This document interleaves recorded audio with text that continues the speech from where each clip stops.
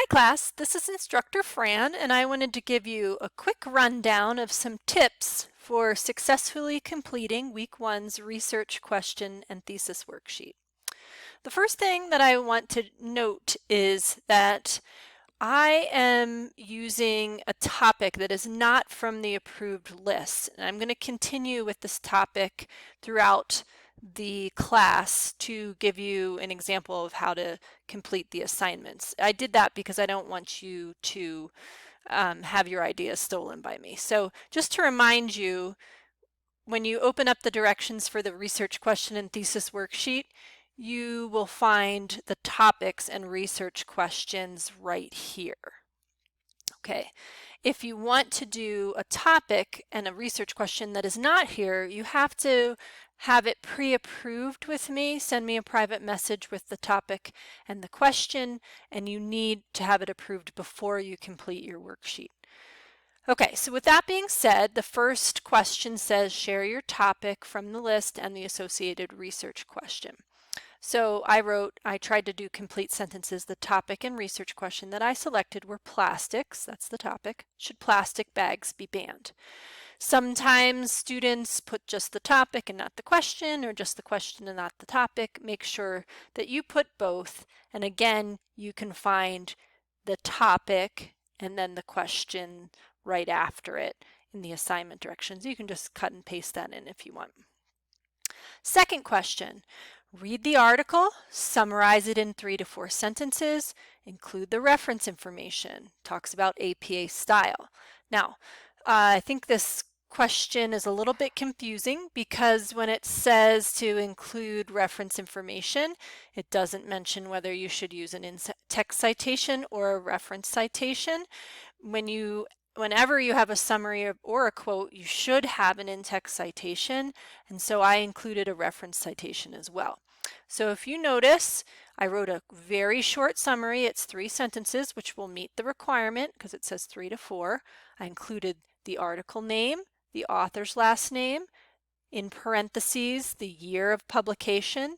That author and year of publication like that is an in-text citation. So that meets the requirements for writing a summary there.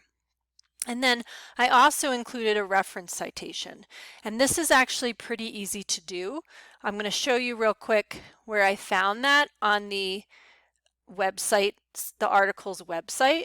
So here's my article, and you'll notice, and it might look a little different. You have to look around for the different types of databases, but you'll find something like this that says cite. I clicked on it, and then I scrolled down to find APA. Okay, and you can notice that right here.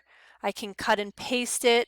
It's not completely correct here because it has italics for an article title. That's not right. It also has the first letter of each word capitalized. That's not right either. So I basically cut and pasted it, and it gave me a good start, but then I had to revise it and edit it to make it better. Okay, so, and actually this is a longer citation that I found at I must have found it on a different site as well. So I just copy and pasted that in, and I made a little hanging indent because that's what you're supposed to do for references.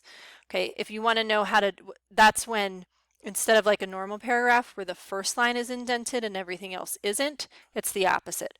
The first line isn't, everything else is for this one entry.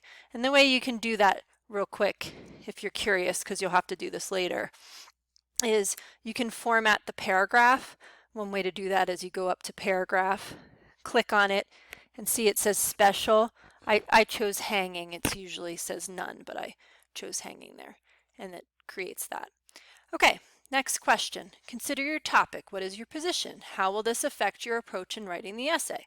So just explain what side of the topic you're on. Okay, I wrote that my position is that plastic bags should be banned. How is this going to affect my approach in writing the essay? Well, I thought about how I need to how I would approach an audience that doesn't agree with me, and making sure that I'm not preaching to the choir. So just think about when you write, think about if you have a strong position, think about how you will make sure you're going to address everybody, especially people who might need to hear an opposing point of view. Okay, last question is the thesis statement.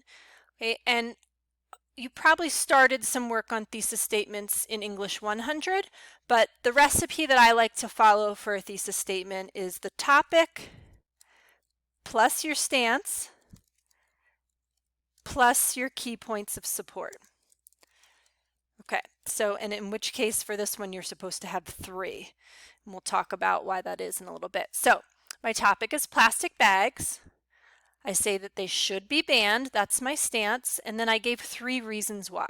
Because recycling is low, they're found in the oceans, and there's other alternatives. Okay, so notice I didn't mention myself. I didn't say I think or I believe, because this is supposed to be written in the third person. But a simple because statement, this should be this because of A, B, and C, is a great way, an easy way to write a thesis statement. Okay, and this can be revised, and I'll give you tips. This is probably the biggest area of feedback that I'll give you to help you make sure that you're on the right track for the following week's assignments. So again, reach out to me if you have any questions. Make sure that you really carefully read through the worksheet to make sure you're answering every part of every question, and then give it a nice read through when you're done to look for errors. You can always use grammar and spell check in Microsoft Word. Those are really helpful. Thanks so much and have a great day.